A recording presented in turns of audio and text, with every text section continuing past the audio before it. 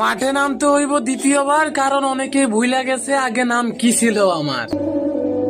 সহজে আমার সাথে কেউ লাগতে আইসো না, কারণ অতীতে অনেকে লাইগা দেখছে, আসলে আমি কারো সাথে পারি না। গ্যাঞ্জাম মারামারি আমি মোটেও পছন্দ করি না, কিন্তু যদি করি তাহলে মায়ের না খাওয়া পর্যন্ত ময়দান ছাড়ি না। টাকা পয়সার ক্ষমতা আমার দেখাইয়া কোনো লাভ নাই, কারণ আমার যত টাকা ঋণ আছে অত টাকা তুই কে তোর বাপেও চোখে দেখে নাই। তোদের মতো গ্যাং নিয়ে আমি চলাফেরা করি না, সিংহের মতো একা একা চলাফেরা করি।